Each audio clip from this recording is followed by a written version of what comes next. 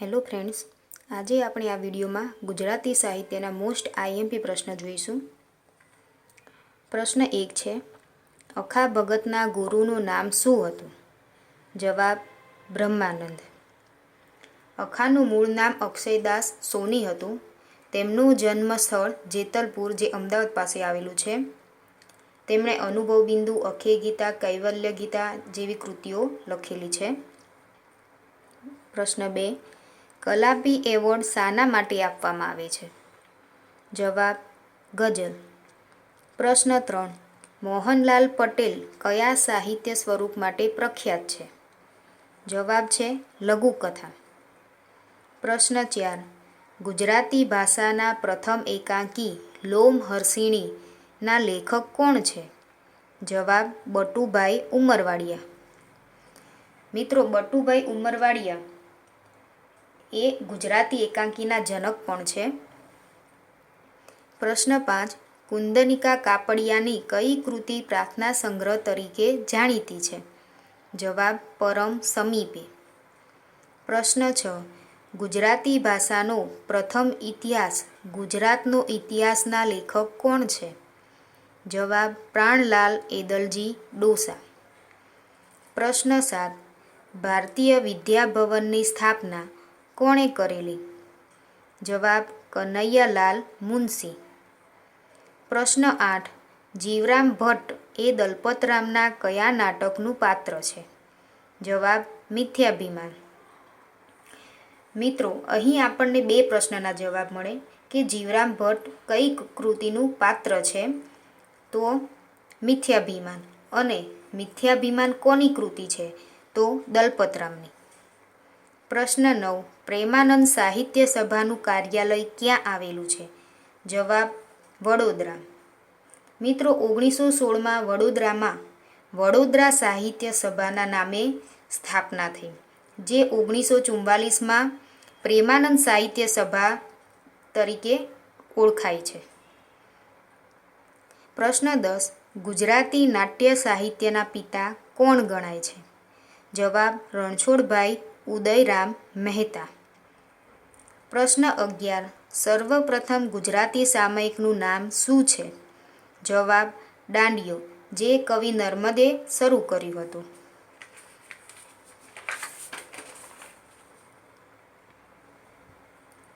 પ્રશ્ન 12, શ્રી રવિન્દ્રનાથ ટાગોરની કઈ નવલકથાનો શ્રી રમણલાલ સોનીએ ગુજરાતી અનુવાદ કર્યો છે?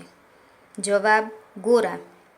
પ્રશ્ન 13, સંસ્કૃત સાહિત્યની પ્રથમ નવલકથા કાદંબરીના રચયિતા કોણ છે? જવાબ બાણભટ્ટ. પ્રશ્ન 14, કાકા સાહેબે કોને સાહિત્યના પહેરેગીર કહીને નવાજ્યા હતા? જવાબ વિષ્ણુપ્રસાદ ત્રિવેદી. પ્રશ્ન 15, પ્રથમ રાષ્ટ્રીય બાળ સાહિત્ય પુરસ્કાર વિજેતા સાહિત્યકાર કોણ છે? જવાબ યશવંત મહેતા. પ્રશ્ન 16, ગુજરાતી કવિતાના કણવ તરીકે કોણ ઓળખાય છે? જવાબ નરસિંહ રાવ દિવેટિયા. પ્રશ્ન 17, કયા સાહિત્યકારે બારડોલી સત્યાગ્રહમાં સરદાર પટેલના મંત્રી તરીકે કામ કર્યું હતું? જવાબ છે સ્વામી આનંદ.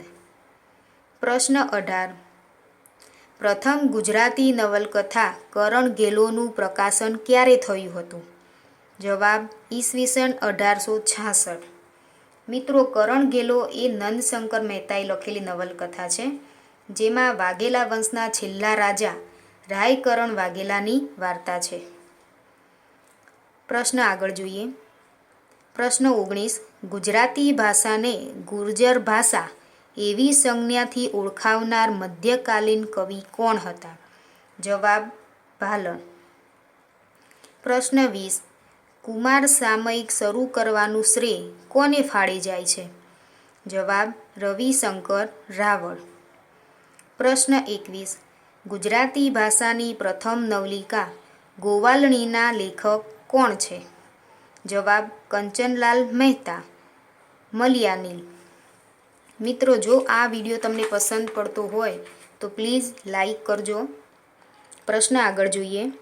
પ્રશ્ન 22, આખ્યાન કયા સાહિત્યકારની વિશેષતા છે? જવાબ છે પ્રેમાનંદ. મિત્રો, મહાકવિ આખ્યાન શિરોમણી તરીકે પ્રેમાનંદ ઓળખાય છે. એ તેમની લાક્ષણિકતા છે, તેમની વિશેષતા છે. જ્યારે આખ્યાનના પિતા એવું પૂછાય તો આખ્યાનના પિતા ભાલણ છે, જે ખાસ યાદ રાખવું. પ્રશ્ન 23. ગુજરાતી ભાષાની પ્રથમ જાનપદી નવલકથા કઈ છે? જવાબ છે સોરઠ તારા વહેતા પાણી. મિત્રો, સોરઠ તારા વહેતા પાણી એ ઝવેરચંદ મેઘાણીની સૌ પ્રથમ જાનપદી નવલકથા છે. પ્રશ્ન 24. ગુજરાતી ભાષાના પ્રથમ આખ્યાન સુદામા ચરિત્રના લેખક કોણ છે? જવાબ કવિ નરસિંહ મહેતા. પ્રશ્ન 25. પ્રેમ અને આંસુના કવિ કોને કહેવામાં આવે છે? જવાબ કલાપી. પ્રશ્ન 26. બાળ સાહિત્યના સર્જક તરીકે કોને ઓળખવામાં આવે છે? જવાબ ગીજુભાઈ બધેકા. પ્રશ્ન 27. ઈલા કાવ્યોના રચયિતા કોણ છે? જવાબ ચંદ્રવદન મહેતા, ચંચી મહેતા, જેમનું પૂરું નામ છે ચંદ્રવદન ચીમનલાલ મહેતા. પ્રશ્ન 29. ગંગોત્રી કાવ્યના રચયિતા કોણ છે? જવાબ ઉમાશંકર જોશી. પ્રશ્ન 30. ગુજારે જે શિરે તારે ગઝલના ગઝલકાર કોણ છે? જવાબ બાલાશંકર કંથારિયા.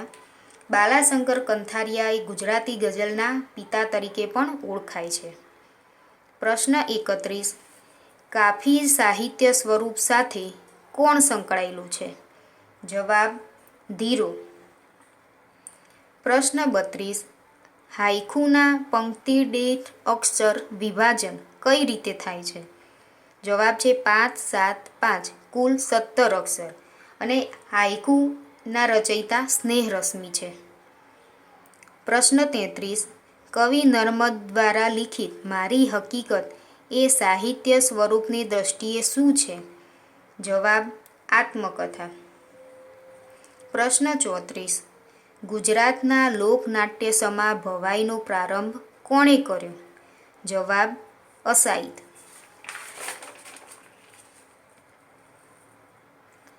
પ્રશ્ન 35. અમૃત કાકી કઈ નવલિકાનું અમર પાત્ર છે?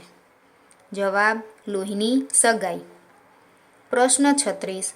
જય જય ગરવી ગુજરાત દીપે અરુણ પ્રભાત આ પંક્તિ કયા કવિની છે? તો જવાબ કવિ નર્મદ. પ્રશ્ન 37. અલી ડોસો કઈ નવલિકાનું એક અમર પાત્ર છે? જવાબ પોસ્ટ ઓફિસ. પ્રશ્ન 38. ગુજરાતી ભાષાની ટૂંકી વાર્તાના કસબી તરીકે કોણ પ્રખ્યાત છે? જવાબ ધૂમકેતુ.